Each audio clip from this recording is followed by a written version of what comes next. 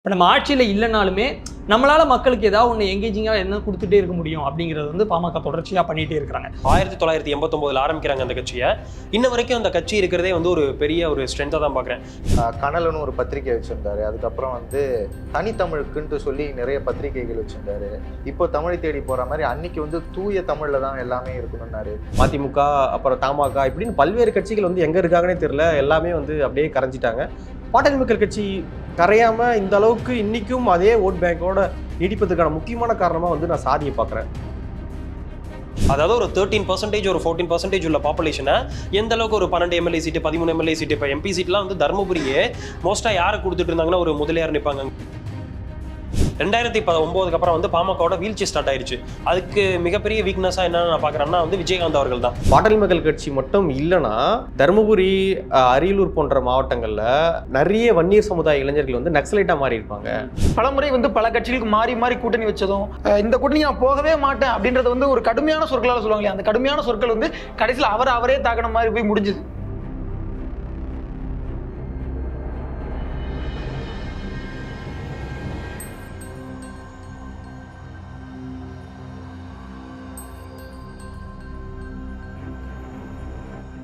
பேசு தமிழா பேசு நேயர்களுக்கு வணக்கம். இன்னைக்கு இந்த ஸ்வாட் அனாலிசிஸ் எபிசோடில் வந்து மருத்துவர் ராமதாஸ் அவர்களை பற்றி தான் வந்து நிறைய விஷயங்கள் பேச இருக்கிறோம். வன்னியர் சங்கத்திலிருந்து தொடங்கி எக்கச்சக்க போராட்டங்கள், அதுக்கப்புறம் பாமக அப்படிங்கிற கட்சியை உருவாக்குனதா இருக்கட்டும், இன்னைக்கு வரைக்கும் அவர் வந்து அவருடைய 80களில் இருக்கிறாரு. இன்னைக்கு வரைக்குமே வந்து அயராது வந்து உழைத்து கொண்டிருக்கக்கூடிய ஒரு தலைவர். அவரை பற்றின ஸ்வாட் அனாலிசிஸ் தான் இன்னைக்கு இந்த எபிசோடில் இருக்க போகுது. ஃபர்ஸ்ட் அவருடைய பாசிட்டிவாக நான் என்ன பார்க்குறேன் அப்படின்னா, அவருடைய கட்சி முன்னெடுத்து வைக்கக்கூடிய கொள்கைகள் ஒன்று வந்து மது ஒழிப்பு, இந்த புகையிலை, இந்த மாதிரியான போதை இல்லாத ஒரு சொசைட்டியாக வந்து தமிழ்நாடை வந்து மாற்றணும் அப்படிங்கிற அடிப்படையில் அவங்க வந்து அந்த கொள்கை மூலமாக அவங்க நிறைய விஷயங்கள் முன்னெடுத்து போயிட்டு இருக்கிறாங்க. அது வந்து பாமகவினுடைய ஒரு முக்கிய கொள்கையாக அது ஒரு நல்ல விஷயமாகவும் நான் பார்க்குறேன். ஏன்னா இன்றைக்கி இளைஞர்கள் மத்தியில் அவங்களுடைய கொள்கைகள் வந்து வெகுவாக போய் சேர்ந்துக்கிட்டு இருக்குது. எங்கேயாவது ஒரு இடத்துல வந்து டாஸ்மாக் மூலமாக பிரச்சனை வந்தாலும் சரி, யாராவது குடிச்சு இறந்து போயிருந்தாலும் சரி, உடனே வந்து பாமகவால் ஒரு ஸ்ட்ராங்கான அறிக்கையை கொடுக்க முடியுது.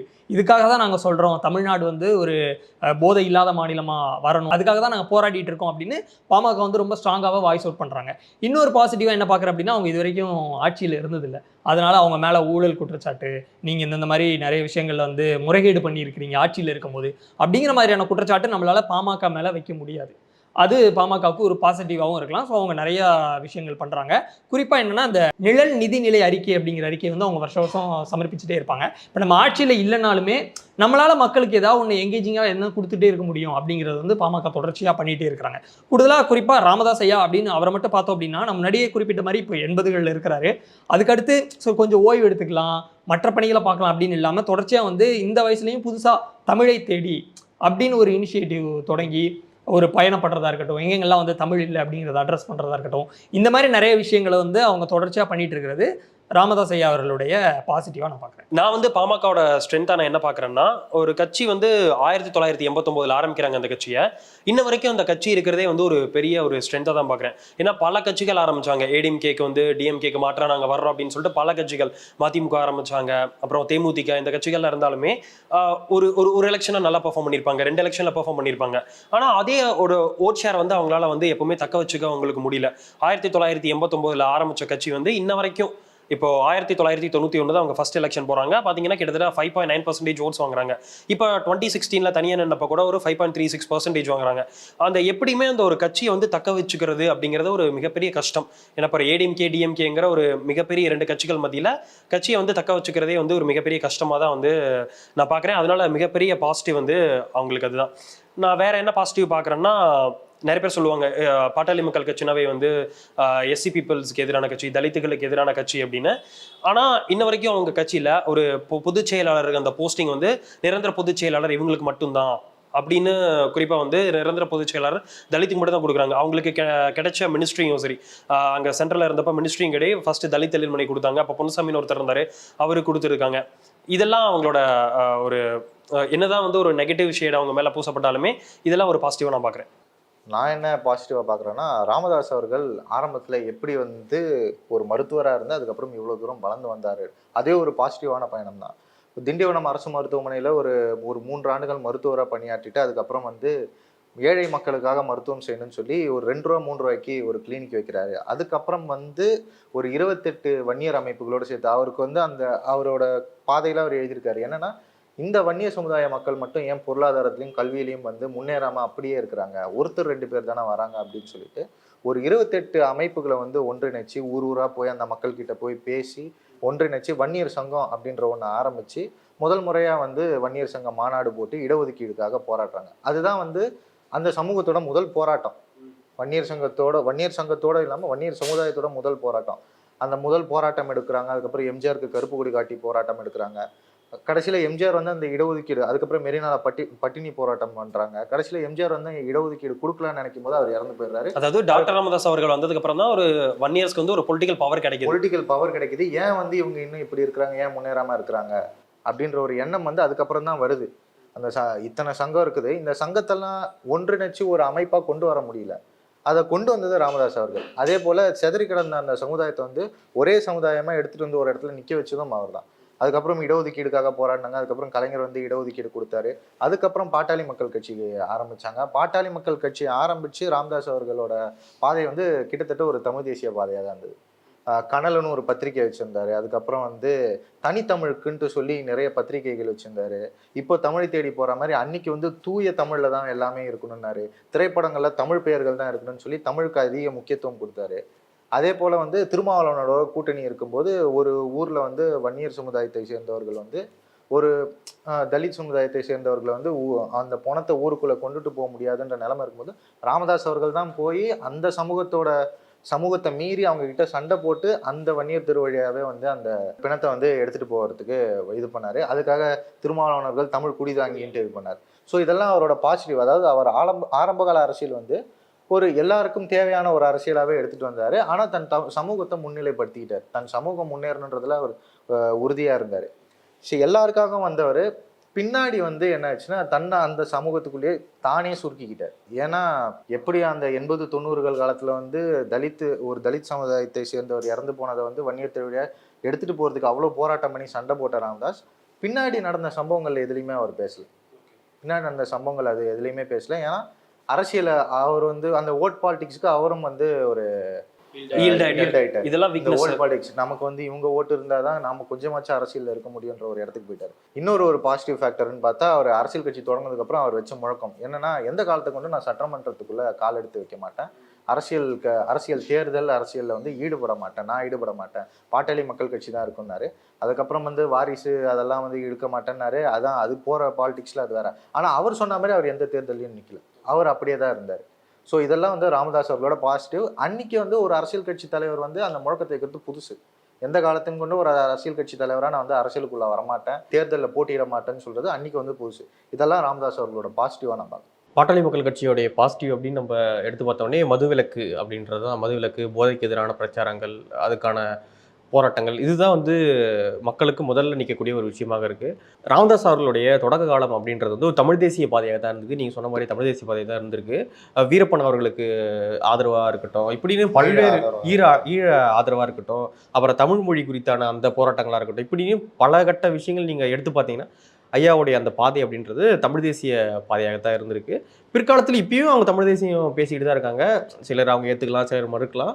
ஆனாலும் வந்து தமிழ் தேசிய பாதையில் தொடர்ச்சியாக பயணிக்கக்கூடிய ஒரு முக்கியமான ஒரு நபராக நான் பார்க்குறேன். அப்புறம் இந்த வயசுலேயே வந்து தமிழுக்காக நான் போராடணும், தமிழை தேடி இப்படியான ஒரு விஷயத்தை முன்னெடுக்கிறது அப்படின்றது ரொம்ப இன்னொன்று அவங்க வச்சிருக்கிற அந்த மக்கள் தொலைக்காட்சி இன்னி வரைக்குமே தனித்தமிழில் தான், தனித்தமிழ்லேயே வந்து அவங்க பேசுகிறதா இருக்கட்டும், இப்படின்னு பல்வேறு. அப்புறம் பசுமை தாயகம் அப்படின்னு சொல்லிட்டு பாட்டாளி மக்கள் கட்சி ஒரு அமைப்பு வச்சுருக்காங்க.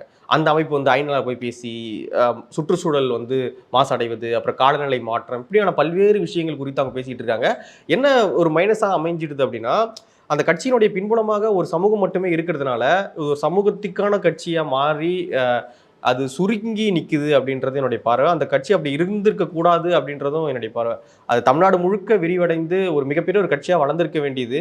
அது ஒரு வன்னியர் சங்கத்திலிருந்து பாட்டாளி மக்கள் கட்சியாக மாறின ஒரு காரணத்தினாலேயும் என்னவோ தெரியல, அப்படியே சுருங்கிடுச்சு அப்படின்னு நினைக்கிறேன். இல்ல அது வந்து நீங்க சுருங்கிடுச்சுன்னு நினைக்கிறீங்களா இல்ல சுருக்கிட்டாங்க இங்க இருக்கிற மீடியாஸ் வச்சு இல்ல மத்த டிஎம்கே ஏடிஎம்கே பொலிட்டிக்கல் பார்ட்டிஸ் வச்சு சுருக்கிட்டாங்க? இல்ல எனக்கு அது கரெக்டா சொல்ல தெரியல, எனக்கு சுருங்கிடுச்சு அப்படின்றது மட்டும் எனக்கு தெரியுது. சொல்லணும்னா ராமதாஸ் அவர்கள் அதுக்கு ஈல்ட் ஆயிட்டாருன்னு சொல்லலாம். அந்த இதுக்கு ராமதாஸ் இல்ல அவர்கள் இடஒதுக்கீடு போராட்டம் வந்து இந்த 1980s அந்த இடஒதுக்கீடு போராட்டம் வந்து இருக்கட்டும், அவங்கள இப்ப 108 சமூகத்துக்காக வந்து இருக்கட்டும், அதை உடைச்சு ராமதாஸ் அவர்கள் வெளியேறல. அவங்க சாதி கட்சியா நீங்க சொன்ன மாதிரி பிற கட்சிகள் செய்திகள்ல சொன்னாலும் ராமதாஸ் அவர்கள் அதுக்கு ஈல்ட் ஆயிட்டாரு, அதுக்குள்ள போயிட்டாரு. அவர் அதை தாண்டி வெளியே வரவே இல்லை. அதுக்கு அப்புறம் இன்னொன்னு வந்து அவங்க பொதுச் செயலாளராக அறிவிக்கிறதோ பொருளாளராக இருக்கிறதோ இப்படின்னு இஸ்லாமியர்களை வந்து அறிவிப்பாங்க, டக்குன்னு தலித்தை வந்து பொதுச் செயலாளராக அறிவிப்பாங்க, தங்களுக்கு வந்து கிடைச்ச மத்திய அமைச்சரை வந்து தலித்து கொடுப்பாங்க, இப்படின்னு பல்வேறு விஷயங்கள். அப்புறம் வந்து பொது தொகுதியில் தலித்து நிற்க வைப்பாங்க. இப்படின்னா நிறைய விஷயங்கள் வந்து பாட்டாளி மக்கள் கட்சி செய்யக்கூடிய ஒரு விஷயங்களாக தான் இருக்குது. ஆனாலுமே எங்கேயோ ஒரு இடத்துல வந்து அவங்க சாதி கட்சி அப்படின்ற ஒரு அடையாளத்துக்குள்ள தான் இன்றைக்குமே வந்து இருந்துக்கிட்டு இருக்காங்க. அப்புறம் இன்னொரு விஷயத்த முன்னெடுத்தாங்க, வடக்க வன்னியர் தெற்க தேவேந்திர குல வேளாளர் அப்படின்னு சொல்லிட்டு தெற்கையும் மக்கள் மாநாடு அப்படி தெற்க போய் லைட்டா கால் ஊண்டலான்னு பார்த்தாங்க. ஆனா அந்த அளவுக்கு அது எடுபட்ட மாதிரி தெரியல. 1991 வந்து தெற்க மோஸ்டா தேவேந்திர குல வேளாளர்ல இருந்தவங்க இப்போ இவர் ஜான் பாண்டியன் இருக்காரு, அவருமே வந்து முதுகுழுத்துறையில நின்னாரு பாமக சார்பில். நிறைய பேர் இருந்தாங்க, பசுபதி பாண்டியன் எல்லாமே வந்து பாமக இருந்தாங்க.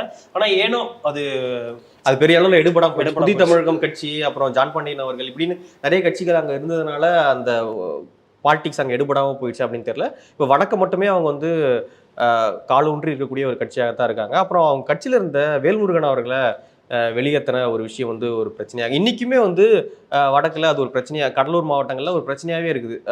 தமிழக வாழ்வுரிமை கட்சிக்கும் பாட்டாளி மக்கள் கட்சிக்கும் ஏதோ ஒரு உரசலாக போயிட்டே இருக்கிற ஒரு சூழல் வந்து இருக்குது. வேல்முருகன் அவர்கள் அவங்கள பற்றி பேசுறது, அவங்க வந்து வேல்முருகன் அவர்களை பற்றி பேசுறது, இப்படியான ஒரு பிரச்சனை போயிட்டு இருக்கு. ஒரு சொந்த கட்சியிலேருந்து வெளியே வந்து ஒருத்தவங்க பேசும்பொழுது அந்த குரல்ன்றது இன்னும் ஆழமாக பார்க்கப்படுது.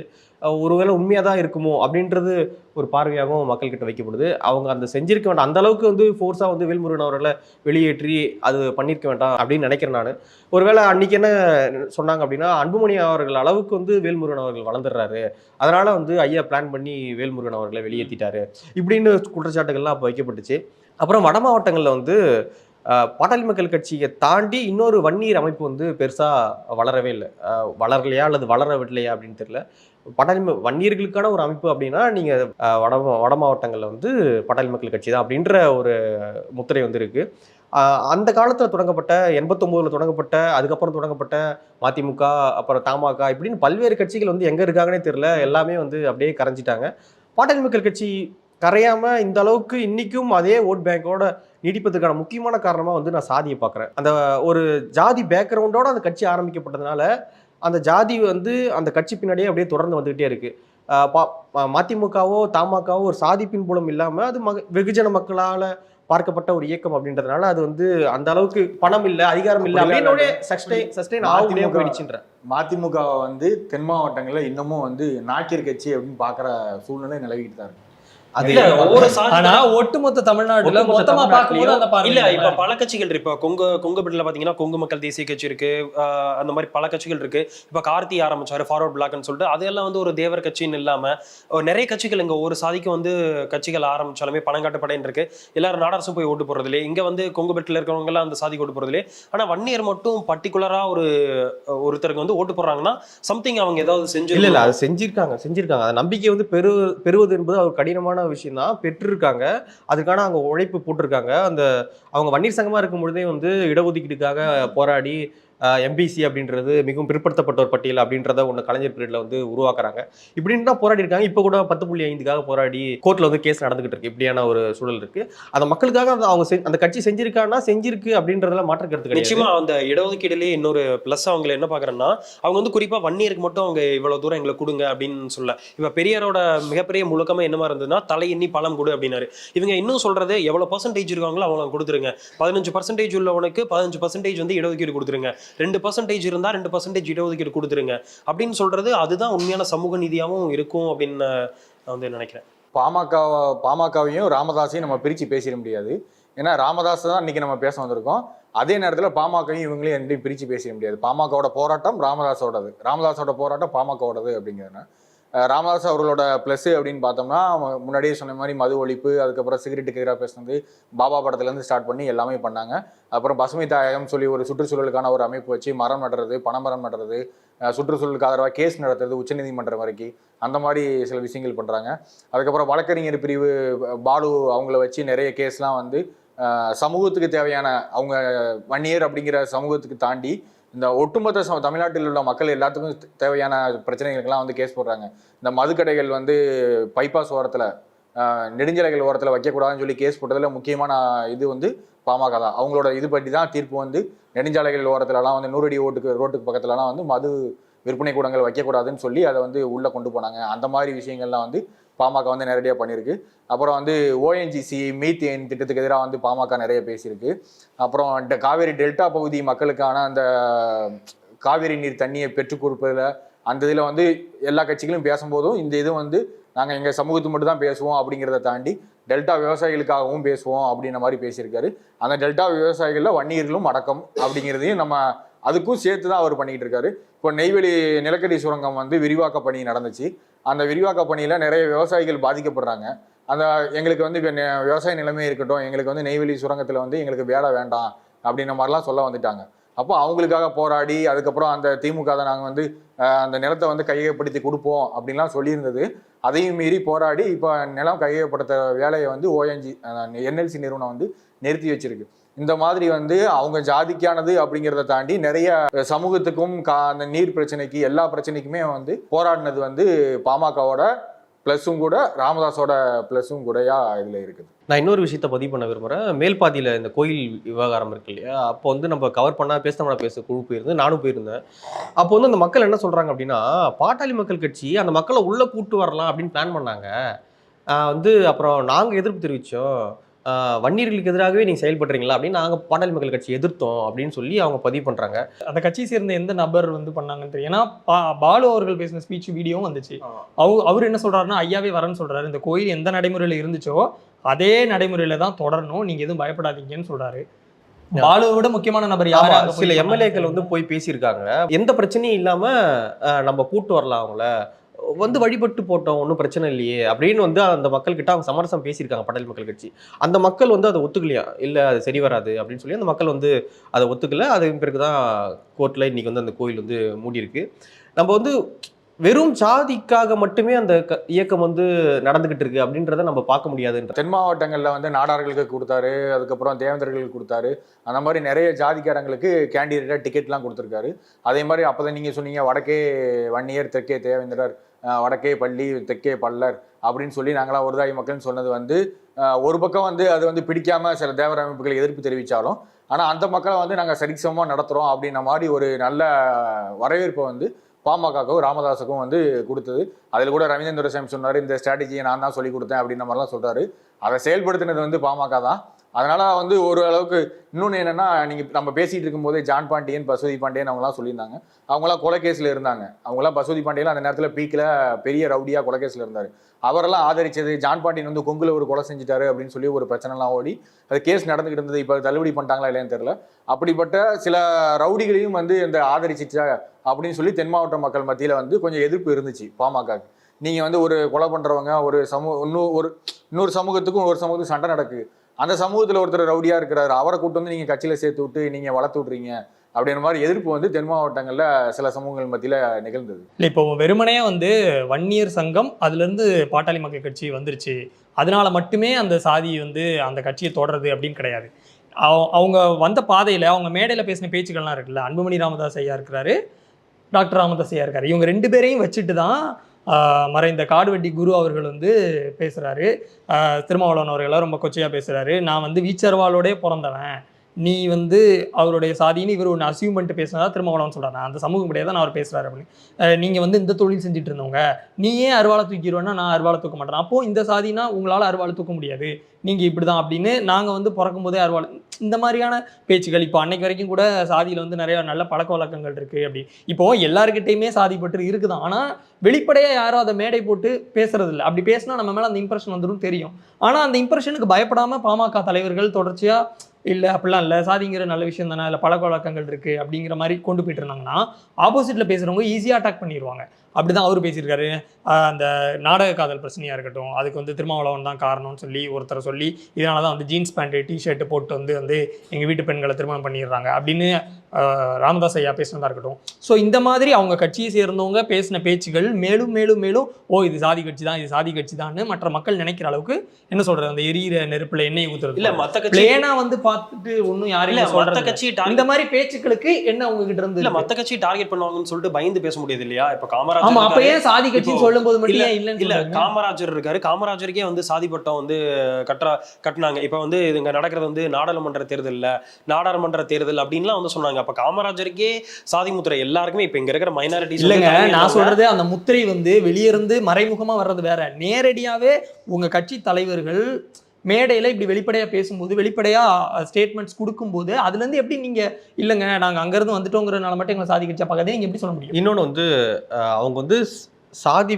பெருமை பேசுகிறாங்க அல்லது இன்னொரு சாதி வந்து தாழ்த்தி பேசுகிறாங்க அப்படின்றத குற்றச்சாட்டை நம்ம வைக்கலாமே தவிர அவங்க சாதி ஒழிப்பு பேசணும் அப்படின்ற கோரிக்கையை வந்து நம்ம வைக்க முடியாது. இல்லை, நானும் இப்போ அதுதான் சொல்கிறேன். இல்லை, இப்போ சாதி ஒழிப்பு பேசணும் அப்படின்னு எந்த கட்சியும் வந்து நம்ம நிர்பந்திக்க முடியாது. ஆனால் தமிழ் சூழலில் இந்தியா முழுக்க சாதி இருக்கும் பொழுது எல்லா கட்சியும் சாதி குறித்து அவங்களுடைய ஒப்பீனியனை வச்சு தான் ஆகணும். அப்படிங்கிற அடிப்படையில் நீங்கள் வேற இடங்கள்ல இந்த மாதிரி நாங்கள் வந்து எங்கள் கட்சியில் வந்து பொதுச் செயலாளர் எப்போவுமே தலித் தான் அப்படின்னு சொல்கிறது சரி, ஓகே. அதெல்லாம் இருக்கும் பொழுது இந்த பக்கம் மேடைகளில் பேசும்போது இந்த பேச்சு வெளி வராதப்ப ஆப்வியஸா யாரும் அவங்களை வந்து ஒரு சாதி கட்சியா பார்க்க மாட்டாங்க. இப்போ ரீசெண்டாக கூட ஐயா அவர்கள் பேசும்பொழுது வன்னியர்கள்னா சத்திரியர்கள்னா புஜத்தா இந்த மாதிரி ஸ்பீச் எல்லாம் இருக்கும்போது நாங்க என்ன சொல்றீங்க? இதுலயே வந்து இன்னொரு விஷயம் என்னன்னா, இவங்க இடஒதுக்கீட்டுக்காக தான் தொடர்ந்து வந்து போராடிட்டு இருக்காங்க. காடுவெட்டி குரு அவர்களே சொல்றாரு 18% இடஒதுக்கீடு இருக்கு எஸ்சிக்கு, எல்லாம் வந்து பண்ணிக்கிறாங்க அப்படிங்கிறாரு. நீங்களே இடஒதுக்கீட்டுக்காக தான் வந்து போராடிட்டு இருக்கீங்க, எஸ்சிக்கு இடஒதுக்கீடு வந்து அதிகப்படுத்தணும்னு சொல்றீங்க. அப்ப நீங்களே ஒரு கட்டத்துல வந்து இந்த மாதிரி எல்லா இடஒதுக்கீடு அவங்க தான் இருக்கு, கணக்குன்னு வரும்போது ஒரு ஸ்டாண்டா இருக்கு, மத்த போலீஸா வந்து அவங்க தான் இருக்காங்க, லாயரா அவங்க தான் இருக்காங்க, ஏனால அடிச்ச வழக்கா நான் போடுற மாதிரி. சோ இந்த மாதிரி ஸ்டேட்மெண்ட்ஸ்லாம் பாமக தலைவர்கள் தொடர்ச்சியா பேசிக்கிட்டே இருக்கும் பொழுது அது மறுபடியும் அவங்க அந்த சாதிய வட்டத்துக்குள்ள தான் தள்ளும். வேற யாரும் பிடிச்சி தள்ளல, அந்த கட்சி தலைவர்களே இந்த பேச்சின் மூலமா அவங்க உள்ள போய்கிட்டாங்க அப்படிங்கறத நடக்கிறது. இப்போ தமிழகத்தில் வந்து குறிப்பான அரசியல் மையம், நவீன அரசியல் வளர்ச்சின்னு பார்த்தோம்னா சென்னையில் தான் தொடங்குது. சென்னை மாநகரத்தில் வந்துட்டு பறையர்களுக்கு எந்த அளவுக்கு ஒரு பெரிய அரசியல் வரலாறு இருக்கோ, அரசியல் பாரம்பரியம் இருக்கோ, அதே அரசியல் வரலாறு வந்து வன்னியர்களுக்கும் இருக்குது. இப்போ எடுத்துக்காட்டுக்கு சென்னை மாநகரத்தில் வந்து கல்வி அறக்கட்டளைகள் தொடங்கப்பட்டது யாராலும் கேட்டிங்கன்னா பறையர்களாலும் தொடங்கப்பட்டிருக்கோம், வன்னியர்களாலும் தொடங்கப்பட்டிருக்கோம். வன்னியர்களால் பெரும் அளவில் சொத்துக்கள், வன்னியர்களே ஒரு சில பணக்காரங்க தான் இருப்பாங்க, ஆனால் பெரும்பான்மையானவங்க ஏழையாக இருப்பாங்க, கல்வி அறிவு இல்லாமல் இருப்பாங்க. அவங்களாம் என்ன பண்ணுவாங்கன்னா, இந்த பணக்காரங்க நம்ம சமூகத்தில் இருக்கக்கூடிய மக்கள் வந்து ரொம்ப ஏழ்மையில் இருக்காங்க, அவங்களாம் படிக்கட்டும்னு சொல்லிட்டு நிறைய கல்வி அறக்கட்டளைகள் தொடங்கி வச்சிருப்பாங்க. அப்போ அவங்களுடைய வழியில தான் அந்த வன்னியர் சங்கங்கள்லாம் வந்து பயணிச்சு அதனுடைய வழியில தான் ராமதாஸ் அவர்கள் வந்து தான் நான் பார்க்குறேன். ஆனால் நம்ம 4 பேர் உட்காந்துருக்கோம் அப்படின்னா 4 சின்ன பசங்க ஐயா ராமதாஸ் அவர்களை பற்றி பேசுகிறாங்க, அவருடைய வயசுன்னு இவங்களுடைய வயசுன்னு அப்படின்ற மாதிரி கூட யோசிப்பாங்க. நமக்கு தெரிஞ்சதை, நமக்கு கேள்விப்பட்டதை, நம்ம தெரிஞ்ச ஒரு ஆதாரம் கூட நம்ம சொல்கிறோம். மற்றபடி அவர் மேலே எந்த குற்றச்சாட்டு வந்து நம்ம சால்ரெல்லாம் வைக்க முடியாது. ஆனால் அவருடைய அந்த அரசியல் பயணத்தில் பார்க்கும்போது வன்னியர் சங்கத்துக்கு அப்புறமா அந்த பாமக தொடங்கினதுக்கு ஒரு நல்ல டிரான்ஸ்ஃபர்மேஷன் இருக்குது. என்னதான் அவர் வந்து தமிழ் தேசியம்னு ஆதரிச்சாலும் கூட இன்னொரு பக்கம் சமூக நீதி பார்வை வந்து ரொம்ப விரிவுபட்டதாக தான் இருக்கு. இப்போ நம்ம வந்து ஒருத்தர், இப்போ எடுத்துக்காட்டுக்கு ஐயா கருணாநிதி அவர்கள் வந்து தமிழக முதலமைச்சராக இருந்தார். அதுக்கு முன்னாடி எம்ஜிஆர், ஜெயலலிதா, இவங்க யாருமே பெரும்பான்மை சமூகத்தை சேர்ந்தவங்க கிடையாது. அதனால அவங்களுக்கு மேலே வந்து பெரும்பான்மை முத்திரை விழலை, அவங்களை சுற்றி அவங்க ஜாதிக்காரங்க தான் இருக்காங்கன்ற முத்திரை விழலை. ஆனால் ஐயா ராமதாஸ் வந்து கட்சி ஆரம்பிக்கிறாருங்கிறப்போ முதல்ல அவர் சொந்தக்காரங்க தான் பக்கத்தில் வந்து நிற்பாங்க, ஏன்னா அவங்க தான் பலம்ன்ற அடிப்படையில் பக்கத்தில் வந்து நிற்பாங்க. ஆனால் அடுத்தடுத்து ஒவ்வொரு சமூகம் வருவாங்க, பெரும்பாலும் என்ன இவங்க ஜாதிக்காரனை சுற்றி நிற்கிறாங்க அப்படின்னப்போ நான் எப்படி உள்ளே போகிறது அப்படிங்கிறது மற்றவங்களுக்கு அந்த கேள்வி யதார்த்தமாக அவர் தான் செய்யும். ரெண்டாவது, அவர் ஒரு பெரும்பான்மை சமூகத்தை சேர்ந்தவங்கிறப்போ என் சமூகத்திலேயே இவ்வளோ பிரச்சனைகள் இருக்குது, என் சமூகமே இவ்வளோ பின்தங்கி இருக்குன்றப்போ நான் இன்னொரு சமூகத்தை போய் எப்படி பார்க்குறதுங்கிற ஒரு கேள்வி அவருக்குள்ளே கூட இருக்கலாம். ஸோ இவ்வளவு பிரச்சனைகளையும் தாண்டி அடுத்த சமூகத்துக்கான இடஒதுக்கீடையும் அவர் பார்க்குறாரு. நீங்கள் பாமகோட நிழல் நிதி அறிக்கையை வந்து சொன்னீங்க, அதில் வந்து அவங்க தெளிவாக சொல்கிறாங்க 6 குறிப்பிட்ட சிறுபான்மை சமூகங்களுக்கு, குறைந்த எண்ணிக்கையிலான சமூகங்களுக்கு இடஒதுக்கீட்டில் வந்து இவ்வளோ உள்ஒதுக்கீடு கொடுக்கப்படணும் அப்படின்னு சொல்கிறாங்க. சட்டநாதன் ஆணையத்தில் தமிழகத்தினுடைய மக்கள் தொகை 4 கோடி. சட்டநாதன் ஆணையம் 1970 எடுக்கப்பட்டது. 1970 மக்கள் தொகையின்படி 4 கோடி. 4 கோடியில் வன்னியருடைய மொத்த மக்கள் தொகை 48 லட்சம், கிட்டத்தட்ட 12%. சட்டநாதன் ஆணையம் அப்படின்றது வந்து மக்கள் தொகை கணக்கெடுப்போ சாதிவாரி கணக்கெடுப்போ கிடையாது. இல்ல, அதான் சொல்றேன், எஸ்டிமேஷன், தோராயமான எஸ்டிமேஷன், மாவட்ட கலெக்டரால் கொடுக்கப்பட்ட எஸ்டிமேஷன் தான். அதன்படி பார்த்தோம்னா 48 லட்சம் பேர் இருந்திருக்காங்க, ஒரு 12% இருக்காங்கன்னு அப்படின்னு சொல்றாங்க. அப்போ ஒட்டுமொத்த தமிழகத்துல வடக்கு பகுதியில் மட்டுமே, வட மாவட்டங்கள் சொல்லப்படக்கூடிய பகுதியில் மட்டுமே 12% வன்னியர்கள் இருக்காங்கன்னா அவங்களும் மிக முக்கியமான ஒரு சமூகமாக தான் இருக்காங்க, மிக அதிக எண்ணிக்கையிலான சமூகம் தான். அவங்களுக்கு கல்வி, அரசு பணி, குறிப்பிட்ட எண்ணிக்கையிலான பொருளாதார பின்புலம் இது எல்லாமே வேணும் அப்படிங்கிறது ஒரு சமூகத்தில் இருக்கக்கூடிய தலைவராக பார்க்கப்படக்கூடிய ஒரு நபர் எதிர்பார்க்குற விஷயம்தான். அதில் எந்த தப்புமே கிடையாது. அது நியாயமான அவருடைய கொள்கை தான். ஐயா ராமதாஸ் அவர்கள் வந்து திருமாவளவனோட சேர்ந்து அவருடைய அரசியல் பயணங்கள்லாம் தொடங்குறது நல்ல விஷயம். அது எந்த விதத்துலையுமே யாருமே குறை சொல்லவே முடியாது. இப்போ தமிழகத்தில் வந்து அதிகப்படியான அம்பேத்கர் சிலைகள் வச்சது யாருன்னா ராமதாஸ் அவர்கள் தான். ஐயா ராமதாஸ் அவர்கள் திருமாவளவன் சேர்ந்து தான் வச்சாங்கன்னு சொல்லி அக்கா ராஜேஸ்வரி அவர்களும் இடத்த சொல்லியிருந்தாங்க. திருமாவளவன் அவர்களே சொல்லியிருக்காரு. திருமாவளவன் சொல்லியிருக்காரு. அந்த அளவுக்கு தலித் சிலையை திறக்கிறது, தலித் தலைவர் முன்னிறுத்தி ஒரு அரசியல் கட்சி தொடங்குறது அப்படின்றதெல்லாம் யாருமே செய்யல. அது ஐயா தான் செஞ்சிருந்தாரு. கொள்கையாசனாவே வந்து பெரியார் இவர் கார்ல் மார்க்ஸ் வந்து பெரியார் வகுத்திருந்தாங்க. ஆமா, அதுல தொடங்கி இன்னைக்கு வரைக்கும் பசுமை தாயகமாக இருக்கட்டும், தமிழை தேடி, இதுக்கு முன்னாடி தமிழ் பாதுகாப்பு இயக்கம், இந்த மாதிரி நிறைய விஷயங்களை வந்து ராமதாஸ் அவர்கள் தொடங்கினது அப்படிங்கிறது உண்மையாவே ஒரு நல்ல தொடக்கம். பாசிட்டிவ் அப்படின்றது வந்து நான் இதான் பார்க்குறேன். அதாவது ஒரு சமூகத்தினுடைய தலைவர் அப்படிங்கிறது வந்து அவர் வன்னியர் சமூகத்துக்கான தலைவர் மட்டும் இல்லை, ஒட்டுமொத்த தமிழ் சமூகத்துக்கான தலைவமாக தான் இருக்குது. ஏன்னா பெரும்பான்மையினுடைய சமூகத்தை சேர்ந்த ஒருத்தரால தான் சிறுபான்மை சமூகத்துக்கு உண்மையாகவே போராடக்கூடிய பலம் இருக்க முடியும் அப்படிங்கிறது அந்த காலகட்டத்துடைய சூழ்நிலை. இன்னைக்கு வந்து சிறுபான்மை சமூகத்துக்கு அதே தலைவர்கள் வராங்க. ஆனால் அவங்களை அரவணைத்து மேலே தூக்க வேண்டியது யாராக இருக்காங்க? பெரும்பான்மை சமூகத்தை சேர்ந்த தலைவர்கள் தான் இருக்காங்க. ஸோ இது இயல்பான ஒன்று தான். அந்த விதத்தில் எல்லாரையுமே தூக்கி விடணும் அப்படின்ற அடிப்படையில் தான் ஐயா ராமதாஸ் அவர்கள் செயல்பட்டிருக்கு. பிற்காலங்களில் ஒரு சறுக்கல்கள், சரிவுகள் எல்லாமே நடந்திருக்கு. அதை நம்ம இல்லைன்னு மறுக்க முடியாது. அதை பற்றி நம்ம நெகட்டிவ்ஸாக பேசலாம். இன்னொரு விஷயம் வந்து பாட்டாளி மக்கள் கட்சியோட வந்து ஒரு ப்ளஸ் பாயிண்டாக வந்து பாசிட்டிவ் என்னன்னா, அது வந்து எப்படி ஒரு வன்னியர் மக்களை வந்து ஒரு பொலிட்டிக்கல் ரெப்ரஸன்டேஷனாக வந்து கொண்டு வந்தாங்க அப்படின்னா, இப்போ மெட்ராஸ் பாடத்தில் வந்து ஒரு டயலாக் வரும், அரசியல் அதிகாரம் தான் வந்து வேணும், அதை நான் பிடிச்சேன் அப்படின்னு. அப்போ அரசியல் அதிகாரங்கிறது எவ்வளோ பெரிய முக்கியம். 1989 பாட்டாளி மக்கள் கட்சி ஆரம்பிக்கிறதுக்கு முன்னாடி வன்னியர்களோட நிலைமை எப்படி இருந்தது? 1967 அண்ணா சொல்லியிருப்பாரு, காமராஜர்கள்லாம் வன்னியர்கள்லாம் ஓட்டு போட்டு வந்து தெருவில் நிற்கிறாங்க அப்படின்னு. ஆனால் 1967 வந்து அண்ணா அமைச்சரவையில் வந்து ஒரே ஒரு வன்னியர் தான் இருந்தாங்க. இப்போ 1984 குறிப்பாக பார்த்துக்கிட்டிங்கன்னா ஏடிஎம்கே ஒரு 16-17 சீட்டு தான் கொடுத்துருப்பாங்க. 1984 வந்து திமுக வந்து அதே மாதிரி ஒரு 14-15 சீட்டு தான் வன்னியர்களுக்கு.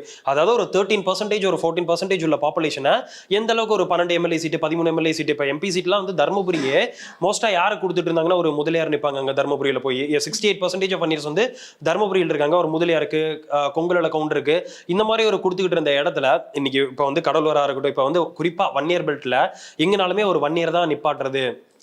அப்படி வந்து ஏடிஎம்கேவே வந்து டிஎம்கேவே வந்து டியூன் பண்ணிட்டாங்க. இல்ல அப்படி வந்து ஒரு தள்ளுறது. இப்போ வந்து வன்னியர் வந்து ஒரு பொலிட்டிக்கல் ரெப்ரஸன்டேஷன் கிடைச்சு வந்து கொண்டு போறது. இப்போ கர்நாடகாவில் பார்த்தீங்கன்னா யார் அதிக முறை சிஎம் ஆயிருப்பாங்கன்னா ஒரு ஒக்கலிகாஸ் ஆயிருப்பாங்க, இல்லை ஒரு லிங்காயத் ஆயிருப்பாங்க. இப்போ ஆந்திராவில் எடுத்துட்டா ஒரு நாயுடு ஆயிருப்பாங்க, ஒரு ரெட்டியார் ஆயிருப்பாங்க. இதே மாதிரி தான் எல்லா ஸ்டேட்லையும் எந்த கம்யூனிட்டி வந்து அதிக பர்சன்டேஜில் இருக்காங்களோ அவங்க தான் சிஎம் ஆயிருப்பாங்க. ஆனால் தமிழ்நாட்டில் மட்டும்தான் இன்ன வரைக்கும் 1920 இப்போ வரைக்கும் ஒரு சிஎம் கூட ஆகல. குறிப்பா டாக்டர் ராமதாஸ் வந்ததுக்கு அப்புறம் தான் வந்து இந்த அளவுக்கு பொலிட்டிக்கல் ரெப்ரஸன்டேஷனை கொடுக்குறாங்க. இப்போ ஏடிஎம்கேல 2016 5 அமைச்சர் இருந்திருக்காங்கன்னா அது காரணம் டாக்டர் ராமதாஸ் தான். திமுக இன்னைக்கு ஒரு 3 அமைச்சர் இருக்காங்கன்னா அது காரணம் டாக்டர் ராமதாஸ் தான். கிட்டத்தட்ட 2021 எம்எல்ஏ எலெக்ஷன்லேயே கிட்டத்தட்ட ஒரு 46 எம்எல்ஏ சீட்ஸ் வந்து ஏடிஎம்கே கொடுத்தாங்க. டிஎம்கே ஒரு 38 எம்எல்ஏ சீட்ஸ் கொடுக்குறாங்கன்னா இது காரணம் வந்து டாக்டர் ராமதாஸ் தான். அதாவது ஒரு பொலிட்டிக்கல் ரெப்ரஸன்டேஷனா வன்னியரை கொண்டு வந்தது. எனக்கு தெரிஞ்சு நான் சொல்லுவேன், இந்தியாவில் எந்த கேஸ்ட்டுக்கு வந்து ஒரு கேஸ்ட்டுக்கு ஒரு தலைவர் வந்து இவ்வளவு தூரம் செஞ்சதில்லை அப்படி இல்லை. அதுக்கு முன்னாடியே வந்து திமுக வந்து துரைமுருகன் அவர்கள் இருந்திருக்காங்க, ஆற்காடு இவங்க வீரபாண்டி ஆறுமுகம் அவர்கள் இருந்திருக்காங்க, இப்படி இருந்திருக்காங்க.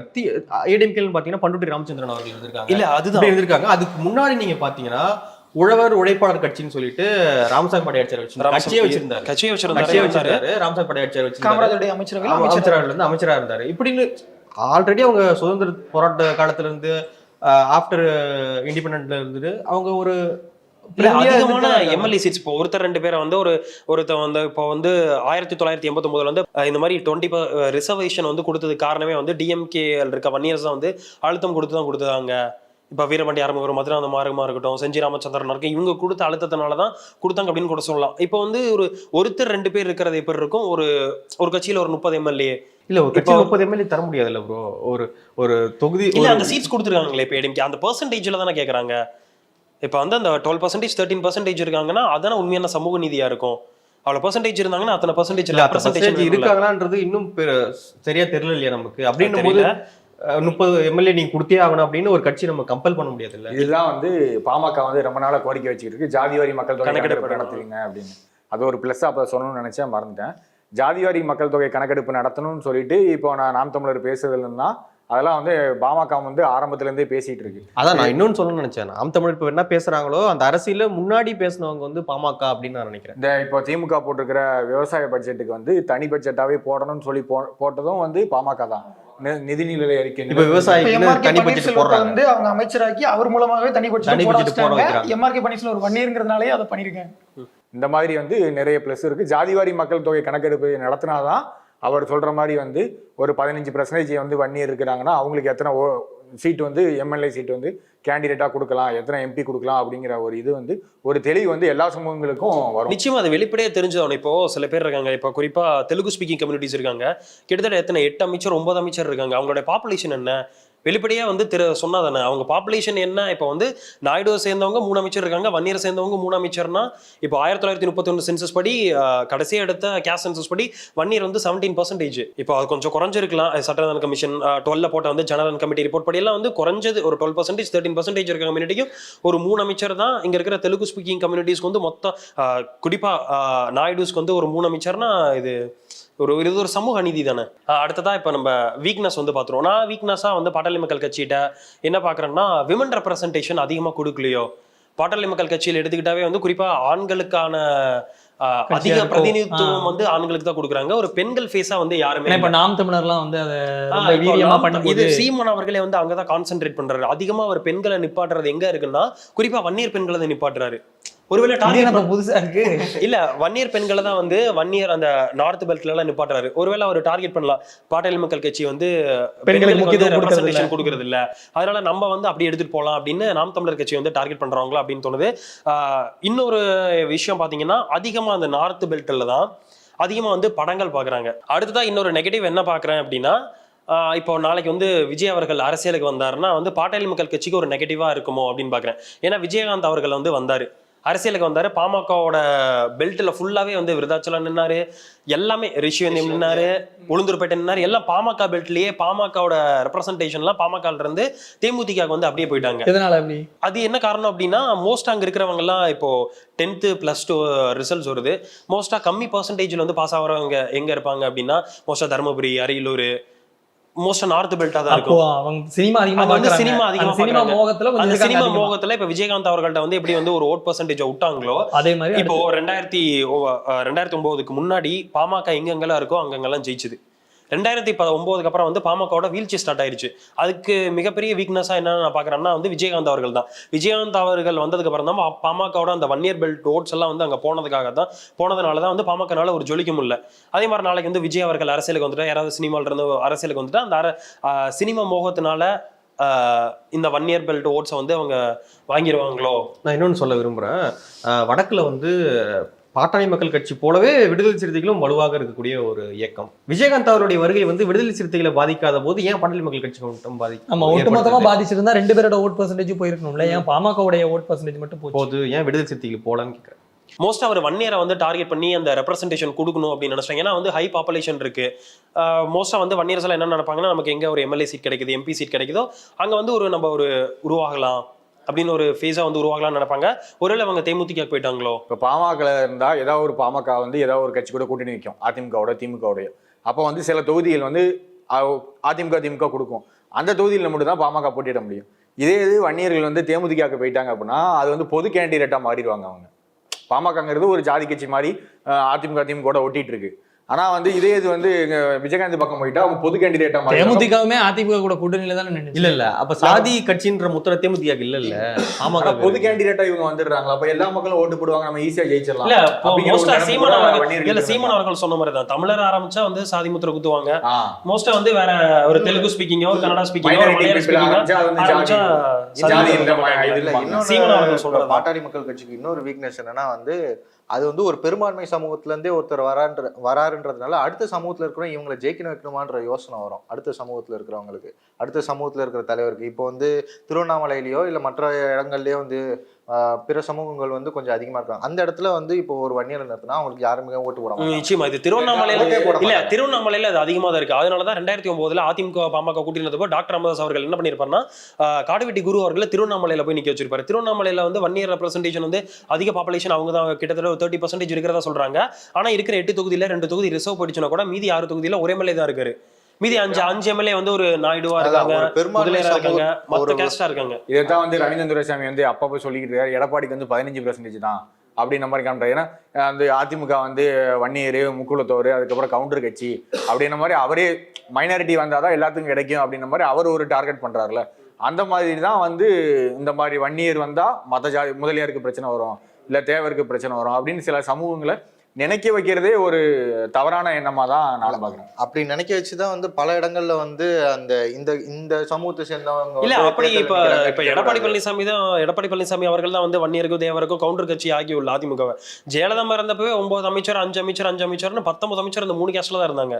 அப்ப ஜெயலலிதாவுக்கு வந்து அந்த பின்புலம் இல்லாத இப்படி எடப்பாடி பழனிசாமி அவர்களுக்கு மட்டும் கிடைக்கும் இந்த மாதிரி? இது ரவீந்திர சாமி நம்ம கண்டிப்பா கேட்கணும் ஒரு நாள். இன்னொன்னு அதுக்கப்புறம் வந்து சமூக நீதி பத்தி அதிகமா வந்து பாமகவும் ராமதாசும் பேசிட்டு இருக்காங்க. 10.5 வன்னியர்களுக்கு வேணும்னா வேணும்னு சொல்லுது. கண்டிப்பா அது வேணும்னு சொல்லி கோரிக்கை வைக்கிறாங்க. அதே டிஎன்டி கேட்டு வந்து சவுத் சைட்ல இருக்கிற மறவர் அவங்க கேட்கறாங்கன்னா அதையும் வந்து வேணும்னு சொல்லி ராமதாஸ் சொல்லுது.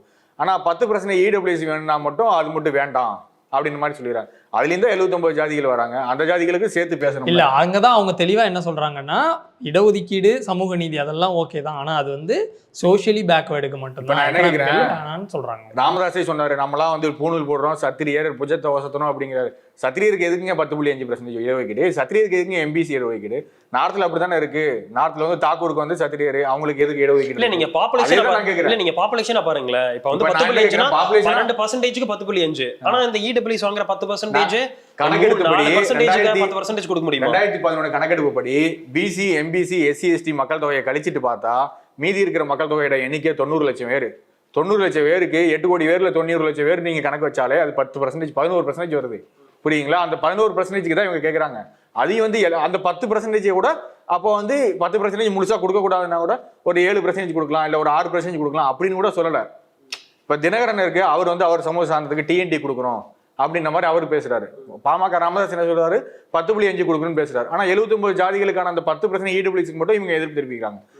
ஆனா வந்து கோர்ட்ல போய் வாதாடும் போது என்ன சொல்றாங்க, ஊருக்குள்ள இங்க தமிழ்நாட்டுல அரசியல் பேசும்போது என்ன சொல்றாங்க, நாங்க சத்திரியர், நாங்க சோழர் வம்சாவரம், நாங்க வந்து சம்புவரையர், நாங்க காடவராயர், அப்புறம் எங்களுக்கு இவ்வளவு ஜமீன்தார் இருக்காங்க அப்படின்னு ஒரு பக்கம் பேசிட்டு உச்சநீதிமன்றம் பத்தி தாக்கல் பண்ணும்போது நாங்க வந்து நெய்வேலியில வந்து இது நிலக்கரி அள்ளிக்கிட்டு இருக்கோம், குப்பை அள்ளிக்கிட்டு இருக்கோம், மனம் அள்ளிக்கிட்டு இருக்கோம் அப்படின்ற மாதிரிலாம் வந்து இவங்களே போய் தாக்கல் பண்றாங்க. இது வந்து இரட்டைக்குழல் அரசியல் மாதிரி தான். ஒரு பக்கம் வந்து நான் தான் சத்திரியன்னு ஊருக்குள்ள சொல்லிக்கிட்டு, மறுபக்கம் அங்க போய் 10% வேணும், தனி இடஒதுக்கீடு வேணுங்கிறதுக்காக அங்க போய் ஒன்று தாக்கல் பண்றது. நான் என்ன கேட்கறேன்னா, நீ சத்திரியர்னா உனக்கு இடஒதுக்கீடு வேண்டாம், நீ உனக்கு 10% இடபிள்யூசி நீ எதிர்க்கிற அப்படின்னா அதே தான் உனக்கும் ரிஃப்ளெக்ட் ஆகும். அவனுக்கு வேண்டாம் அப்படின்னா நீயும் வந்து சோசியலா ஹையர்னு தான் நீ சொல்லிக்கிட்டு இருக்க, சத்திரியர்னு சொல்லிக்கிட்டு இருக்க, சோழர் வம்சம் பல்லவர் வம்சம் சொல்ற. இப்போ நீ சோசியலி ஹையர்னா உனக்கும் வந்து எம்பிசி கிடையாது. இப்ப வந்து ரூலிங் பண்ணவங்க எல்லாம் வந்து ஒரு படிப்பை வச்சு எதுவும் பண்ணல. இப்ப படிப்புனாலதான் வந்து இப்ப ரூலிங் பண்றவங்க எல்லாம் வந்து படிச்சிருக்கணும்னு அவசியம் இல்ல. அதெல்லாம் முற்காலத்துல ஒரு காலத்துல அப்படி இருந்தோம். அதுக்கப்புறம் சில காரணங்களால நாங்க பொருளாதாரத்துல ரொம்ப இந்த மாதிரி நீங்க சொன்ன மாதிரிதான் பொருளாதாரத்திலே சோசியல் நீங்க தான் சொன்னீங்க, இடஒதுக்கீடு சோசியலின்னு சொன்னீங்க. சோசியலின்னா அப்புறம் கொடுக்க கூடாதுல்ல. கரெக்டா தான் கேக்குறீங்க. அதாவது என்னன்னா, நீங்க பொருளாதாரத்தை படிப்பை பார்த்தோன்னா பொருளாதார இடஒதுக்கீடு நீங்க ஆதரிக்கணும், பொருளாதாரத்துல வரவங்களை ஆதரிக்கணும். சோசியலி அப்படின்னு பாத்தீங்கன்னா நீங்க சத்திரியன்னு சொல்ற சோசியலி இருக்கிறவங்க உங்களுக்கு எதுக்கு இடஒதுக்கீடு அப்படிங்கிற ஒரு படிப்பா இல்ல. இப்ப பாட்டாளி மக்கள் கட்சி வந்து இந்த 10% இடபிள்யூஎஸ் ஆதரிக்கணும் அப்படின்றது உங்களுடைய என்னோட நிலைப்பாடு. ஆமா, ஏன்னா நீங்க உங்களுக்கான இடஒதுக்கீடு கேக்குறீங்க. ஏன்னு சொன்னா நாங்க வந்து பொருளாதார ரீதியா ரொம்ப கஷ்டப்பட்டுட்டு இருக்கோங்கிறீங்க. அப்ப அதே மாதிரி பொருளாதார ரீதியா கஷ்டப்படுற இன்னொரு மக்கள் கேட்கும் போது நீங்க எதிர்க்கிறீங்க. இப்போ என்ன ஒரு பதிவு பண்ணிக்கணும். இப்போ வந்து படிப்பை வச்சுதான் வந்து ஒரு ஐஏஎஸ் ஆகுறது, ஐபிஎஸ் ஆகுறது, டிஎன்பிசி குரூப் 2, குரூப் 4, குரூப் 3 அதை வச்சுதான் வேலை கொடுக்குறாங்க. இதே வந்து ஒரு வில்வித்தையோ, இதே வந்து சண்டை போடுறத கத்தி சண்டையோ கேட்க மாட்டாங்க. இல்ல கத்தி சண்டையோ போடுற மாதிரி தான் சொல்ல மாட்டாங்க அவங்க. நாங்கெல்லாம் வந்து சத்திரியரு, எங்களுக்கு வந்து வில்லுவத்தையெல்லாம் நாங்க போட்டு கத்துக்குவோங்க, அது மாதிரி எங்களுக்கு வேணாம் அப்ப சொல்லிடுவாங்கன்னு நினைக்கிறேன். அப்ப இன்னைக்கு அது வேலை வாய்ப்புக்கோ அதுக்கோ தேவையில்லை, அப்புறம் அது பேசுறீங்கன்னு கேக்குறாரு. இப்ப என்ன பிரச்சனைனா, ராமதாஸ் வந்து என்ன சொல்ல ஒரு அறிக்கையில என்ன சொல்றாரு, ஓபிசிக்கான அந்த வருமான உச்சவரம் வந்து 30 லட்சமா உயர்த்தணுங்கிறாரு. அதை விசிகாவும் சொல்லுது, திமுகவோட அதோட தேர்தல் அறிக்கைன்னு சொல்லிடுது. கிரிமிலேயரை வந்து 30 லட்சம் வரைக்கும் உயர்த்தணும் அப்படிங்கிறது. 30 லட்சம் வந்து வருட வருமானம் வாங்கக்கூடிய ஒரு குடும்பத்துக்காரன் ஏழையா? இல்ல அப்படி கிடையாது அப்படின்னு அவனுக்கு ஒரு டவுட். இதே இது இந்த இடபிள்யூசிக்காரன் வந்து வருஷத்துக்கு 8 லட்சம் வாங்கணும்னு சொன்னா 8 லட்சத்துக்கு வாங்குறவன் பணக்காரன் இல்ல, அவனுக்கு எதுக்கு இடஒதுக்கீடு? இதை பேசுறது ராமதாஸ், 30 லட்சத்துக்கு ஆதரவா பேசுறது ராமதாஸ், 8 லட்சத்துக்கு எதிராக பேசுறது ராமதாஸ். இப்ப கொஞ்சம் முரண்பாடு தானே. இல்ல வறுமை கோட்டு கீழே வந்து 5% பேர் தான் இந்த இடபிள்யூஎஸ் வாங்குறவங்க, 5% பேர் தான் வறுமை கோட்டு கீழே இருக்காங்க. ஆனா ஓபிசியில ஒரு 14% இருக்காங்க, எஸ்சியில ஒரு 30% இருக்காங்க. அப்ப வந்து நான் என்ன கேக்குறேன், கிரிமிலேயரை 30 லட்சம் உயர்த்தணும் நீ சொல்ல வேண்டாம், 8 லட்சமாவே இருக்கட்டும் சொல்லலாம்ல. 30 லட்சம் உயர்த்துற நீ சொல்ற அப்படின்னா 8 லட்சத்துக்கு அப்புறம் கேட்பாங்க. இல்ல எவ்வளவு பணம் வச்சிருந்தாலும் வந்து இங்க இருக்கிற இடபிள்யூஎஸ் சேர்ந்தவங்க அவங்களும் ஒரு இடத்துல சொல்லிடுறாங்க, நாங்க தான் வந்து பாருங்க நாங்க தான் வந்து உயர்ந்த ஜாதிங்கிறாங்க, இன்னொரு பக்கம் இடஒதுக்கீடும் கேட்டுக்கிறாங்களே, அப்படி கூட எடுத்துட்டு போலாம் இல்லையா? நாங்க தான் உயர்ந்த ஜாதி, இவங்க வீட்டுல நானும் கேட்டேன். இப்போ சோசியலி நாங்க வந்து ஹையர்னு சொல்றது வன்னியர் சத்திரியன்னு சொல்றீங்க, சோழர் வம்சம் பல்லவர் வம்சம் சொல்றீங்க, அப்ப எதுக்கு இடஒதுக்கீடு? அது எல்லாருமே இங்க சொல்லதான் செய்யறாங்க. இல்ல இப்ப அதான் சொல்றாரு, இடபிள்யூஸ்ல இருக்கவங்களும் சொல்ல தானே செய்வாங்கன்னு கேக்குறாரு. அப்ப அவங்களுக்கு எதுக்கு இடஒதுக்கீடுன்னு கேக்குறாரு. இல்ல அவங்க பெருமை பேசுறாங்கன்னா அவங்களுக்கு, அப்ப அவங்களுக்கு எம்பிசி இருக்குன்னா இவங்களுக்கும் கொடுக்கறதுல என்ன தப்பு இருக்கு? அவங்க வந்து பொருளாதார இதுதானே கேக்குறாங்க, அப்ப அவங்களுக்கு கொடுக்கல. அவர் என்ன கேக்குறாருன்னா, அவங்களும் பேசிட்டு வாங்கிட்டு இருக்காங்க, அது மாதிரி நாங்களும் பேசுறோம், எங்களுக்கும் எங்களுக்கு அப்படிதான் நான் சொல்றாங்க. இதுதானே நியாயமா இருக்கும்.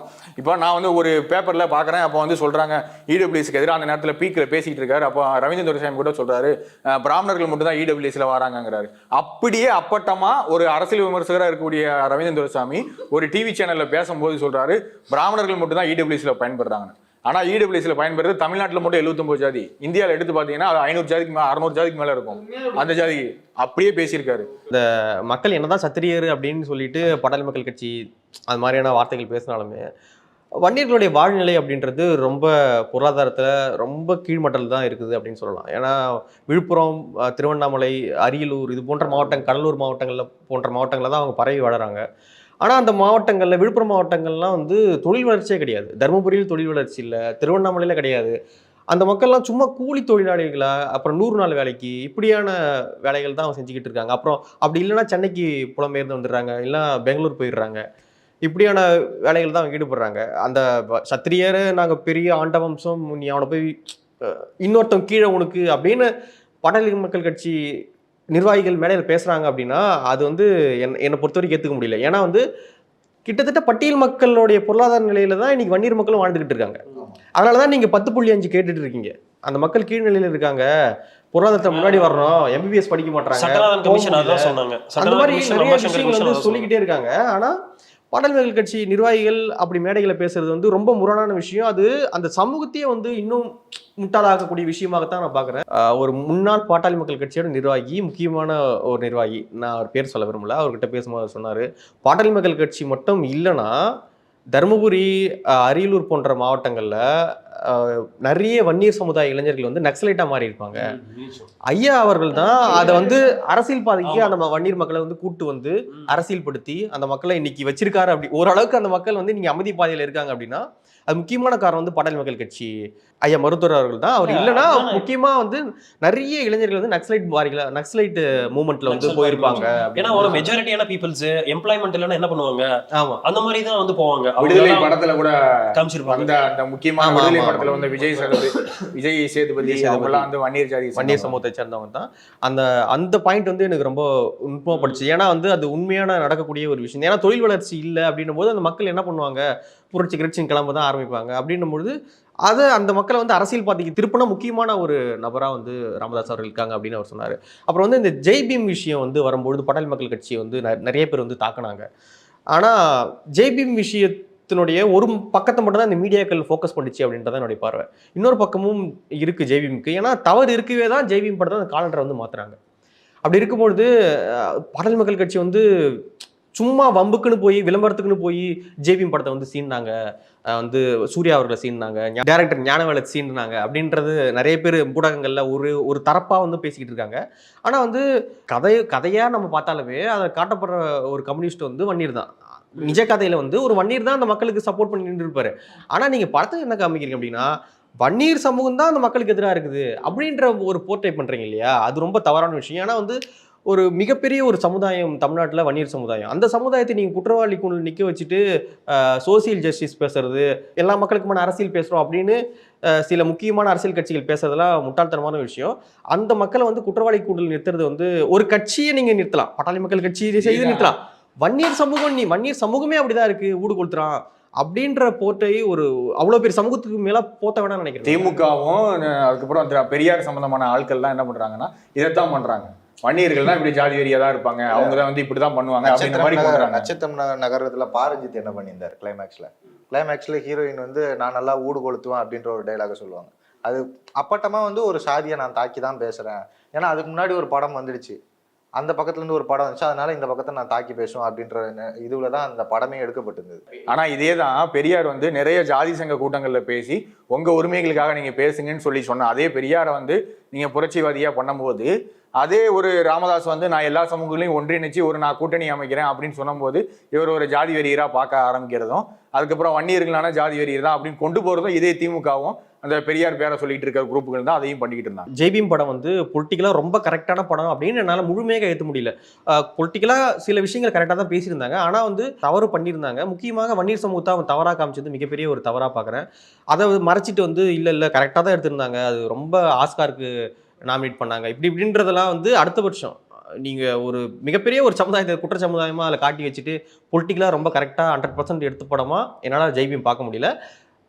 ஜெய்பீம் எதிர்த்த பாட்டாளி மக்கள் கட்சி பக்கமும் நியாயம் இருக்குது அப்படின்றது என்னுடைய பார்வை. பாட்டாளி மக்கள் கட்சி மற்றும் ஐயா ராமதாஸ் அவர்களுடைய பின்னடைவாகவும் நெகட்டிவாகவும் நான் பார்க்குறது என்னென்னா, 2016 அவங்க தனிச்சு நின்னாங்க. தனிச்சு நின்று தப்பு இல்லை, அவங்களுடைய ஆசை அவர்களுடைய அந்த கொள்கை எல்லாமே வந்து நியாயமானது. அன்றைக்கி நான் நினச்சது என்னென்னா, 2 கட்சிகளில் ஒரு கட்சி வந்து ஆளுங்கட்சியாக இருக்கும், ஒரு கட்சி எதிர்கட்சியாக இருக்கும். அது வந்து பாட்டாளி மக்கள் கட்சி ஆளுங்கட்சி இருந்தால் நல்லது தான், எதிர்கட்சி இருந்தால் நல்லது தான், ஒரு நல்ல ஆரோக்கியமான சட்டமன்றம் நடக்கும் அப்படின்ற மாதிரி நான் நினச்சேன். அது ஆகலை அப்படிங்கிறது வருத்தத்திற்குரியது. இப்போ 2026 திரும்ப முயற்சி பண்ண போகிறதெல்லாம் சொல்கிறாங்க. ஏன்னா அந்த அரசியல் பயணத்துக்கு போகிற நீங்கள் எவ்வளவு நாட்கள் வந்து மக்களை அரசியல்படுத்தி நாங்கள் வந்து இந்த கொள்கையை விடாமல் பின்பற்றுறோம், நாங்கள் இதை கண்டிப்பாக கொண்டு வருவோம் அப்படின்ற ஒரு நம்பிக்கையை பெறணும் இல்லையா? அது ரொம்ப லென்த்தான ப்ராசஸ். அதை வந்து ஒரு நாளில் பெற்ற முடியாது இல்லையா? அதே நேரத்தில் அந்த நம்பிக்கை உடைக்க ஒரே ஒரு நாள் போதும். அந்த ஒரு நாள் அப்படிங்கிறது வந்து பல நாட்கள் வந்து ஐயா ராமதாஸ் பண்ணிட்டார். அதுதான் அவருடைய மிகப்பெரிய பின்னடைவு. பலமுறை வந்து பல கட்சிகளுக்கு மாறி மாறி கூட்டணி வச்சதும், இந்த கூட்டணி நான் போகவே மாட்டேன் அப்படின்றத வந்து ஒரு கடுமையான சொற்களால் சொல்லுவாங்க இல்லையா? அந்த கடுமையான சொற்கள் வந்து கடைசியில் அவரே தாக்கின மாதிரி போய் முடிஞ்சுது. அதுதான் அவருடைய மிகப்பெரிய நெகட்டிவ். உண்மையாக சொல்லணும்னா அவருடைய அரசியல் வாரிசுன்னு எல்லாருமே சொல்கிறாங்க. உண்மையாக அன்புமணி ராமதாஸ் அவர்கள் வந்து அரசியல் வாரிசு அப்படின்றதுக்காக தான் வந்தாருன்றதை நான் ஏற்றுக்கவே மாட்டேன். அன்புமணி ராமதாஸ் அவர்கள் அளவுக்கு ஒரு சிறந்த ஒரு அரசியல்வாதி அப்படின்ற சொல்கிற அரசியல் ஆசிரியர்னே அவர் சொல்லலாம். நீங்கள் 2016 பாமக மேடைகளில் அவர் ரொம்ப தெளிவாக அரசியல் பேசுவார். ஒரு கியூபிக் மீட்டர்னா இத்தனை ஸ்கொயர் மீட்டர், இத்தனை மீட்டர், இவ்வளோ டிஎம்சி தண்ணி வரும், இவ்வளோ நமக்கு தண்ணி வர வேண்டியிருக்கு. இப்போ இலங்கை கச்சத்தீவில் இப்போ மீனவர் பிரச்சனை இருக்குது. மீனவர் படுகொலையினால கேரளாவில் இருந்த மீனவர்கள் 2 பேர் படுகொலை செய்யப்பட்டாங்க. இத்தாலிய வீரர்கள் வந்து கைது செய்யப்பட்டு அவங்க வந்து சிறை தண்டனைக்கு உட்படுத்தப்பட்டாங்க. அந்த நாட்டு அரசாங்கம் வந்து இழப்பீடு கொடுத்தது. இவ்வளவு விஷயங்களையுமே வந்து மிக தெளிவாக அரசியல் களங்களில் பேசின ஒரு நபர்னா அது ஐயா அன்புமணி அவர்கள் தான். இப்போ NLC பற்றி பிரச்சனை போச்சு இல்லைங்களா, நிலம் எடுக்கிறத பற்றி அப்புறம் அன்புமணி ராமதாஸ் வந்து ட்விட்டர் ஸ்பேஸில் வந்து பேசியிருந்தாரு. ஒரு போகிற போக்கில் அடிக்காமல் தரவுகளோட இதனால இது பிரச்சனை, இதனால இது இருக்கு, இதுக்கு மாற்று இப்படி இருக்கு இப்படின்னு டோட்டலா ஒரு ஒரு ஒரு ஸ்பீச் ஒன்று கொடுத்துருந்தாரு. அந்த அளவுக்கு பேசுற தலைவர்களா தமிழ்நாட்டில் வந்து ஒரு சில தலைவர்கள் தான் இருக்காங்க. அதுல முக்கியமான ஒரு அன்புமணி ராமதாஸ் அப்படின்னு. அன்புமணி வந்து சென்ட்ரல் மினிஸ்டரா இன்னும் ரொம்ப நாள் வர்றதுக்கு வந்தாருன்னா நல்லா இருக்கும். சென்ட்ரல் மினிஸ்டர் வர்றதுக்கு அவருக்கு முழு தொகுதி. எல்லா பிரச்சனைக்கும் பாட்டாளி மக்கள் கட்சி ஒரு சொல்யூஷன் சொல்லிக்கிட்டே இருக்கும். எந்த இடத்துல பிரச்சனை மட்டும் சொல்லாம தீர்வையும் சொல்லக்கூடிய தீர்வு எப்பவுமே பக்கத்துல வச்சுக்கிட்டே இருக்கும். இல்ல அறிக்கையே விடுறாங்க. ஒரு சாதாரண ஒரு டிஎன்பிசியில வந்து பிரச்சனை இருக்கு அப்படின்னா அதனால அவங்களுக்கு ஒன்றும் அரசியல் லாபம் கிடையாது. இருந்தாலும் ஒரு டிஎன்பிசி பிரச்சனை கூட அவங்க சொல்றாங்க இல்லையா அறிக்கை விடுறாங்க. இப்போ NDA கூட்டணியில வந்து பாமக இணைஞ்சிருக்கு. ஆனா கூட்டணி வேற, கொள்கை வேற. அதுல ரொம்ப தெளிவா இருக்காங்க. இப்போ வந்து தமிழகத்தில் உள்ள எல்லா கட்சிகளுமே வந்து பொது சிவில் சட்டத்துக்கு எதிராக வந்து சட்ட ஆணையத்திற்கு கடிதம் எழுதினாங்க. வைகோ எழுதினாரு, அவர் திமுக கூட்டணியில இருக்காரு. ஆனா அன்புமணி ராமதாஸ் அவர்கள் வந்து அதுக்கு எதிராக அவங்க கடிதம் எழுதினாங்க. அதிமுக கடிதம் எழுதியிருக்கு, எல்லாருமே கடிதம் எழுதியிருக்காங்க. ஸோ தமிழகம் வந்து பொது சிவில் சட்டத்தில் முழுக்க எதிராக இருக்கின்ற ஒரு நிலைமையில தான் இருக்கு. ஸோ இவங்களுடைய கட்சியினுடைய கொள்கையின்படி பார்த்தா இவங்க தெளிவா இருக்காங்க. பட் ஒரு சாதிய முத்திரை தான் இவங்களுடைய பெரும். நான் வந்து இந்த மைனஸா பாக்குறது 2 விஷயம். ஒண்ணு வந்து அவங்க மேல அவங்களே விரும்பி பூசிக்கிட்டாங்கன்னு தெரியல, ஒரு சாதிய முத்திரை வந்து அவங்க மேல இருக்குது. அது வந்து அவங்களுக்கு ஒரு மைனஸா இருக்கு. இன்னொன்று வந்து இப்போ வட தமிழ்நாடு வந்து அவங்க அஃபிஷியலாக கேட்கலனாலுமே அவங்க கூடாரத்துலேருந்து அப்படியான வார்த்தைகள் வெளியே வர்றது அப்படின்றது ஒரு மைனஸ். என்னை பொறுத்த வரைக்கும் என்னுடைய பார்வையில் அது ஒரு மைனஸ். கொங்கு நாடு கேட்குறாங்க, அது கொங்கு நாடு பக்கம் ஒரு பக்கம் கொங்கு நாடு வேணும்னு கேட்குறாங்க. ராமதாஸ் அவர்கள் வட தமிழ்நாடு கேட்கிறாரு, இல்லைன்னா தப்பு இருந்திருக்கும். இல்ல என்னுடைய பார்வையில் நான் அதை தவறா பாக்குறேன். எனக்கு வந்து ஒற்றுமை. இப்போ தெலுங்கானாலும் தனியா பிரிச்சு வந்து சந்திரசேகர் ராவ் வந்து சிஎம் ஆயிட்டாரு, அதனால வட தமிழ்நாடு வந்து தனியா பிரிச்சு வந்து நம்ம சிஎம் அப்படின்னு வந்து அதனால வந்து 2 விஷயம் என்னுடைய அவங்க கட்சிக்கு அது ஒரு மைனஸா இருக்கு. ஏன்னா விசிகாவும் வட மாவட்டங்கள் மட்டும்தான் இருக்காங்க, தென் மாவட்டங்களும் இருக்காங்க, பெருசா இல்லை, வட மாவட்டங்கள் வந்து பரவலா இருக்காங்க. அவங்க கேட்காத ஒரு கோரிக்கையை வந்து நீங்க அப்படி ஒரு ஆசை வச்சுட்டு கேட்குறீங்களான்னு எனக்கு தெரியல. இவர் சொன்ன மாதிரி ஒரு ஆசை வச்சுட்டு கேட்கலாம் எனக்கு தெரியல. பாமக வந்து வட தமிழ்நாடு கேட்டாலும் அதுக்கு விசிக வந்து எதிர்ப்பு தெரிவிச்சுன்னா அது வந்து சாத்தியப்படாது. இது பாட்டாளி மக்கள் கட்சியோட கோரிக்கை அப்படின்றத விட வன்னியர்களோட கோரிக்கை அப்படின்னு போயிட வேண்டாம். அது வந்து ஒரு கட்சியினோட கோரிக்கை அப்படியோட நிறுத்திக்கலாம். ஆனால் பாட்டாளி மக்கள் கட்சி அஃபிஷியலாக அப்படி ஒரு அறிவிப்பு வெளியிடல. ஆனால் அப்படியான அந்த கூடாரத்துலேருந்து அப்படியான வார்த்தைகள் வெளியே வர்றது வந்து ஒரு மைனஸாக நான் பார்க்குறேன். இப்போ தமிழ் சூழல்ல, அரசியல் சூழல்ல வந்து டாக்டர் ராமதாஸ் அவர்களுடைய எதிர்காலம் அப்படின்னு பார்த்தீங்கன்னா, அவர் வந்து கடைசி வரைக்கும் போராடிட்டே தான் இருக்க போறாரு. அவருடைய கட்சி பாமகவினுடைய எதிர்காலம் என்ன அப்படின்னு நம்ம யோசிச்சோம் அப்படின்னா, எந்த ஒரு கட்சியுமே இங்க இருக்கக்கூடிய பெரிய கட்சிகளோட மாறி மாறி கூட்டணி வச்சுக்கிட்டே இருந்தாங்கன்னா அவங்களுக்கு இது வரைக்கும் பெரிய எதிர்காலம் இருந்ததே இல்லை. அது நம்ம நிறைய எக்ஸாம்பிள்ஸ் பார்த்துருக்குறோம். மதிமுகவா இருக்கட்டும், தேமுதிகவா இருக்கட்டும், ஈவன் பாமகவுமே 2016 தனிச்சு நின்னாங்க. நல்ல இனிஷியேட்டிவ் தான், மாற்றம் முன்னேற்றம் அன்புமணின்னு வச்சாங்க. நிறைய இளைஞர்களை ஈர்த்தாங்க. இப்போ நீ சொன்னல அவர் வந்து ஒரு கியூபிக் மீட்டர்னா என்ன, அந்த மாதிரி ரொம்ப ஒரு மிகப்பெரிய மேடை போட்டு இந்த மைக்லாம், அதுதான் வந்து ஒரு அவங்களுக்கான ஒரு சொல்யூஷன் வச்சிருக்காங்களே, கொள்கை வேற கூட்டணி வேற அப்படின்னு. அது கரெக்ட் தான். அப்போ 2016 வந்து திமுக போதும் அதிமுக போதுங்கிற வாதம் ஏன் வந்துச்சுன்னு கேள்வி வருது இல்ல. அது மட்டும் இல்ல, இன்னும் கடுமையான வாதங்கள்லாம் அவங்க வச்சாங்க. கூட்டணி வைக்க மாட்டோம்னாங்க. பெரிய விமர்சனத்துல இருக்குது. ஆமா, தனியா வந்துட்டாங்க. இப்போ அது வந்து அவங்களுக்கு அப்படியே நமக்கு பெருசா வெற்றி கிடைக்கல அப்படிங்கிற ஒரு சோர்வுனால அவங்க அப்படியே மாறி மாறி இதுல ஒரு எக்ஸாம்பிள், 2006 வந்து திமுக கூட்டணியில தான் இருந்தாங்க. 31 சீட்ல வந்து ஒரு 18 சீட் ஜெயிச்சாங்க. அப்ப வந்து என்ன பண்ணிருப்பாங்கன்னா, திமுக வந்து அதிகமா விமர்சிப்பாங்க. டாக்டர் ராமதாஸ் வந்து வருஷம் முடிஞ்சதுக்கு அப்புறம் வந்து போடுவார் 100க்கு வந்து 10 மார்க்கு, 100க்கு 15 மார்க்கு ஃபெயில் அப்படின்னு. இப்போ திமுக கூட்டணியில அதிமுக கூட்டணியில் இருக்க கட்சிகள் என்ன பண்றாங்கன்னா, திமுக கூட்டணியில இருந்தா எதிர்த்து பேசுறது இல்ல, திமுக என்ன சொல்றதோ அதை வந்து கேட்டுக்குது. அப்ப திமுகல இருந்துக்கலாமே, எதுக்கு தனி கட்சி நடத்திக்கிட்டு? நான் சொல்றேன், கலைஞர் ஈக்குவல் லீடர் வந்து ராமதாஸ் அவர்கள். ஆனா இன்னைக்கு அப்படி கிடையாது இல்ல. அன்னைக்கு கலைஞருக்கு ஈக்குவல் லீடர் வயசு, அனுபவம், அந்த லெகசி எல்லாம் இருக்கு பெருசு. பட் மற்ற கட்சிகளுக்கு இன்னைக்கு வந்து ஸ்டாலின் அவர்களுக்கு வைகோ அவர்கள் மார்க் போட்டா சரியா இருக்கும், ஆனா போட மாட்டாரு.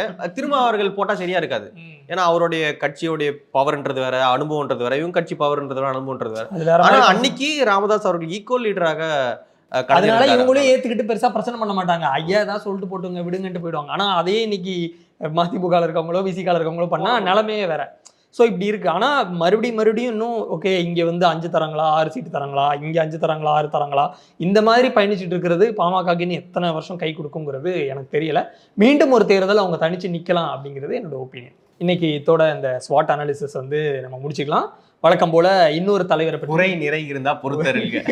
ஆமா, கொஞ்சம் கமெண்ட்ல வந்து நம்ம கனிவா தான் சொல்லியிருக்கோம், அதனால பெருசா பிரச்சனை வரதுக்கு வாய்ப்பு இல்லை.